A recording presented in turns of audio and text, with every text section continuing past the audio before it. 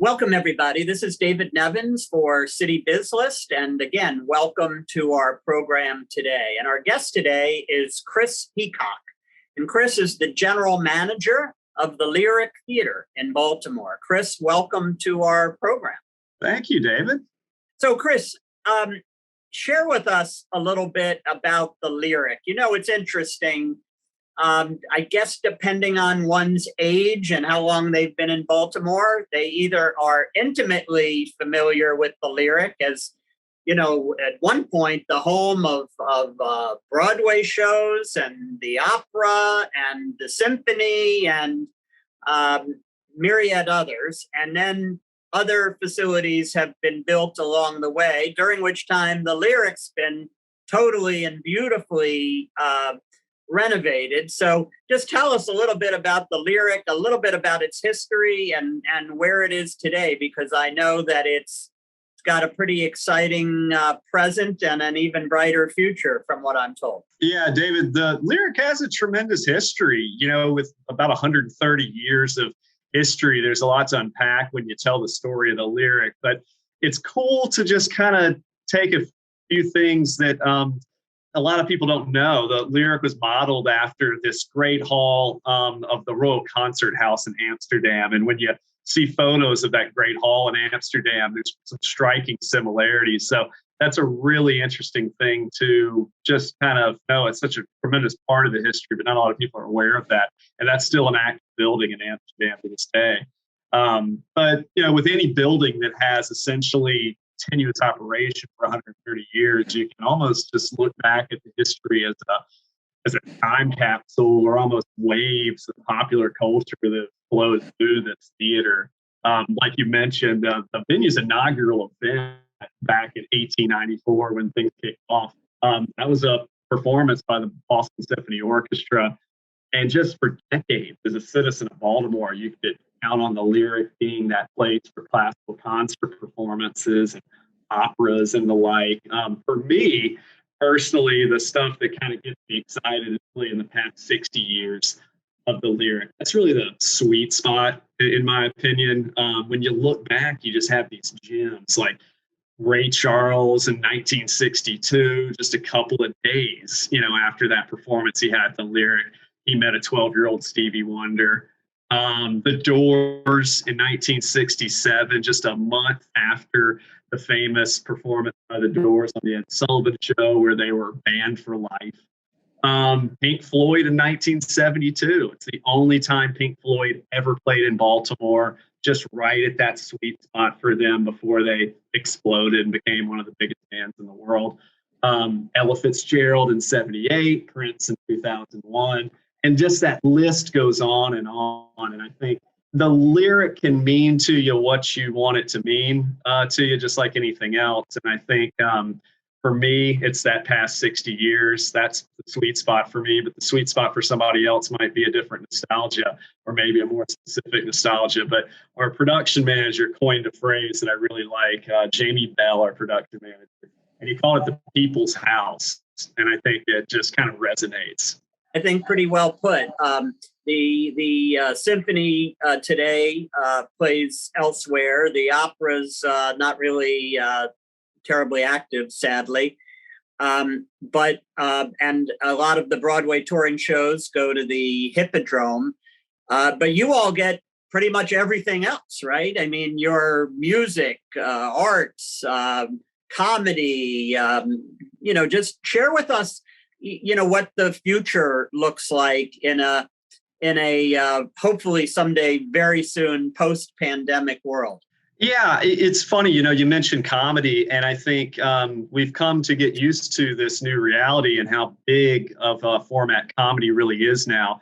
In 2019, it's funny, Baltimore was named Comedy City of the Year by one of the major ticket resellers, and all the data that they have to back that up. So it's an exciting time to be the most prominent venue in the market for comedy because it's very, very prominent now. You know, when I think we look at a lot of things, comedy is going to be on the forefront. We've got a lot of opportunity when it comes to really all the categories of touring concerts. We have a lot of opportunities to to take advantage of Broadway still when the opportunities come up and promoters want to find some of those chances to take in between the Broadway packages that might be happening around us. So we're really, that everything else category for us is very exciting because it's boundless, it's limitless, really. What we find, podcasting might be kind of sometimes an offshoot of the comedy category, but other times it might be a totally different category. That podcast category has gotten very big for us.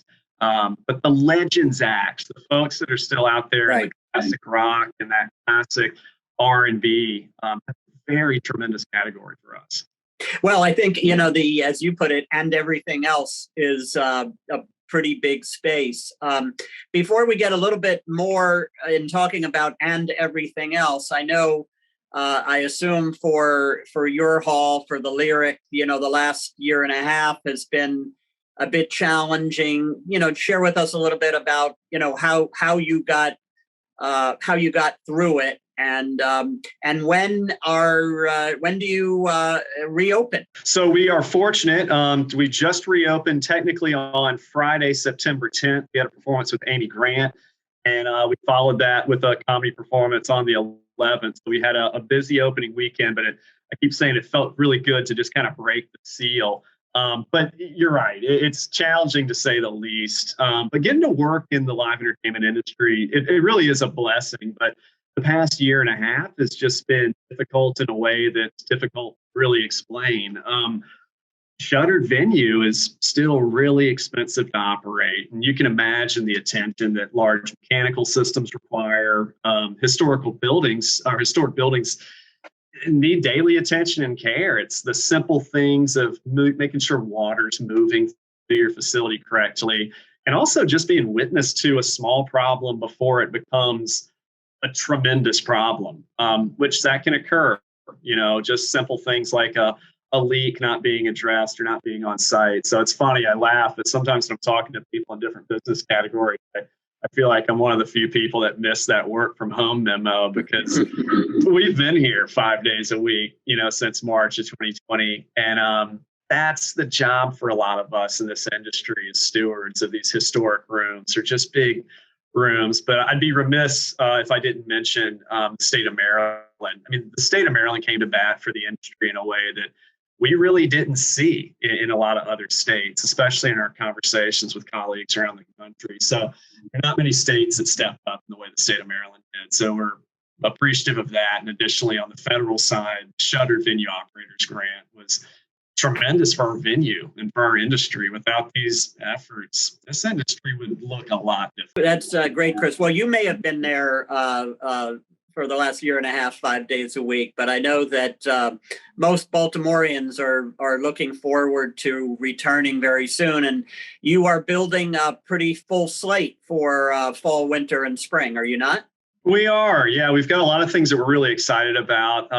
The comedy category was really easy for promoters to get out of the gate because kind of a single decision maker. A stand-up comedian is a very versatile act. So we've got performances coming up around the corner at the beginning of October with the guy, Nate Bargatze. And if you don't know Nate Bargatze now, you will. Tremendous talent. He's selling out around the country. He's from Nashville. And he's just going to be one of the biggest names in comedy. And he's just got that broad appeal, and he plays clean. It's a very unique kind of perspective, but he's tremendous. And Bill Maher will be at the end of October, and we always do great business with Bill Maher. And 4 comedy sold-out performances with Sebastian Maniscalco soon after that. And he's just doing tremendous sellout business across the country. Of course, Ringo Starr. Whenever you have a Beatle in the building, you'd be remiss not to mention that as well. And his tremendous band is coming around the corner. So it's just, we have that opportunity to constantly add to our calendar, lyricbaltimore.com. And it's a great place to stay because we add shows one at a time. And we don't just do a season release. So there's a little bit of sense of urgency and excitement about our calendar, I think. One of the reasons you're able to do that, share with our audience just a little bit about your partnership with ASM Global, that's the organization, correct me if I'm wrong, which is really in a position to bring Baltimore the great shows that the Lyric is able to have.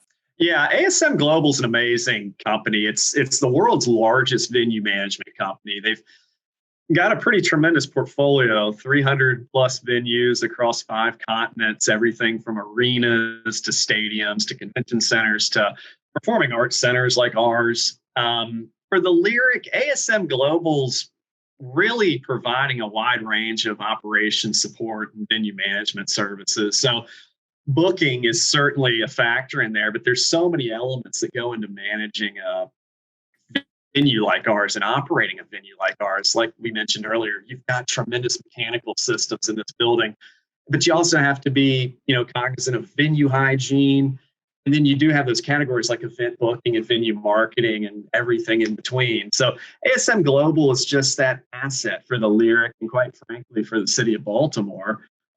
It gives us a large network of venues to tap and industry expertise as well. So it's just that brain trust of having the ability to tap into a bigger network, because the touring industry truly is very, very connected, and it's a small bowl of people that are in this industry, and ASM Global is so impactful across the country. So it's a tremendous asset for Baltimore and the Lyric. Well, we're very lucky to have that partnership, because I know the partnership that you speak of that's what's really responsible, and that's what has helped put the Lyric on the map as I guess I'll call it a must-stop venue for so many entertainers up and down the East Coast, right? It truly is. And, a lot of times, we can get into the hard parts of talking about what all the things we need to do to fix Baltimore. But there's also times where we need to kind of rally behind the cornerstones of the city. And when you look at a venue that's 130 years old and has the rich history that this venue does, and so many other assets in the city, we need to recognize and remember, we are a top 25 market, and we're a top 25 media market. And I really just, when I moved to this market about 15 years ago and bought myself in as a Baltimore City resident and been here this whole time, and have actually taken in 3 adopted children that were abandoned in Baltimore City. And so I'm a real cheerleader for Baltimore. And when I look at the Lyric, I think this is one of those things that we just have to rally behind. I mean, things like Pink Floyd's only play in Baltimore. It's just one of hundreds of these just great stories. And so I think, I don't know, I can get off on a tangent about rallying for Baltimore City, but yeah, it's a must play for Baltimore. Yeah, it's the largest capacity space, Yeah, that's what is the capacity, Chris? 2564. So of those mid-sized venues, we are the larger capacity space in Baltimore. Yeah, that's great. I of course I've been there a number of times. Interestingly, one of the more recent times was because I know you do this too. I was participating in a college commencement, and so when you're just able to sit in that space and you look around and there's so much history surrounding you, I want to make sure our viewers all understand that when you drive by the Lyric Theater, well, you guys, renovated it a number of years ago, and the front looks very modern and contemporary, and as does the lobby, which is totally beautiful, high-ceilinged, modern place. But then you go inside the theater and you think you've gone back in time. Yeah, you truly cross over. And it's very interesting when you're in the lobby, you're basically looking at a door that used to face the sidewalk, and you go into this historic area that was a historic lobby, and it appears that there were some box office elements in there, and there's a lot of mystery kind of around some of these things because it goes back not a tremendous amount of documentation on some of these spaces, but you look at it and you just realize you're crossing a tremendous threshold in time. Yeah, it's interesting for most of our viewers, I'm sure, have been to Broadway shows, although again, sadly, not that recently, but today still you walk into a Broadway theater, you're on the sidewalk, and 5 feet later you're in the theater. That used to be the case with the Lyric, but you added on this magnificent public space between where the audience enters the building and then when you enter the theater. And I know the acoustics are terrific, and it's really kind of the best combination of old and new. Yeah, we're blessed to have that open floor plan lobby with multiple levels and people can kind of look down from above, but it really can be a great space for private events. And we really try to build events for people when they really want to take advantage of that space. And also, I mean, listen, just for an event, to be able to house people inside and actually, allow people to have some drinks prior to a show and bring them into the theater.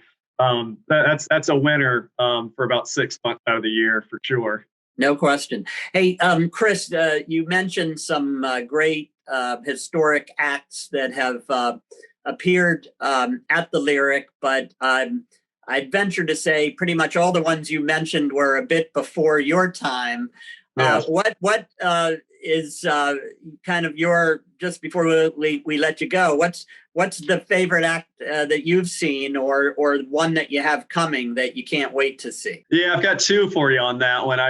When the first time that I came to the Lyric, I knew that I would be working at the Lyric soon thereafter. And it was the show was actually Diana Krall. And I really, for me, and my dad always said, the best of anything is great. And so I remember seeing this Diana Krall show, and I've always liked female vocalists. And I remember seeing this Diana Krall show, and I was sitting with some family, and I knew I'd be working at the venue. And in retrospect, I get to kind of hold that memory as the one show I got to see before I started seeing everything that needs to be addressed, when you're watching a show. So that was kind of my last time getting to see a show in our building where my attention wasn't drawn maybe 20 or 50 other different directions. So that one holds a special place in my heart as the first one and kind of the last one I saw as a patron. But then I got to say the other one that really grabs me is a little bit of a mysterious show that 1969, there is some documentation that leads us to believe that the Grateful Dead played the building in 1969. We see it in all the Grateful Dead's archives. I actually spoke with the archivist out in San Francisco. And they see it on the books, but they don't have any record of the set list. And if anybody that knows the Grateful Dead knows that set list and recording was a big deal. And so the documentation, or I should say any mysterious show out there is kind of exciting. So the mysterious 1969 Grateful Dead Lyric play is going to hold a special place for me. Okay, well, that was only 50 years ago, so there should be some of our viewers who say, I was at that show. I'll give Chris a call and tell him about it. So, Chris, if someone wants to get in touch and learn more about what the marvelous schedule of the Lyric is having over the next year or so, again, how do they do that? lyricbaltimore.com. And honestly, we're a big market with a big heart, and it's a small world, Baltimore. So, you know what? Give us a call direct. And if you ever want to talk about anything live entertainment related, or if you ever just need help networking or navigating some of the things associated with event planning and things like that, we're here to stay. And we've got a lot of Baltimore City residents on our team, and people are just kind of here to make things happen. So if it's talking about concerts or talking about event planning, we can help you navigate that. Well, that's great, Chris. I hope people take you up on it. In fact, I'm sure they will. And I'll give one last shout out to calling all concert goers from 1969, the Grateful Dead concert. Reach out to Chris Heacock. He's the general manager of our marvelous Lyric Theater in downtown Baltimore. Chris, thank you so much for joining us today. Thank you, David. I appreciate it. And for everyone else, this is David Nevins on behalf of Citybiz. Thank you for watching our program.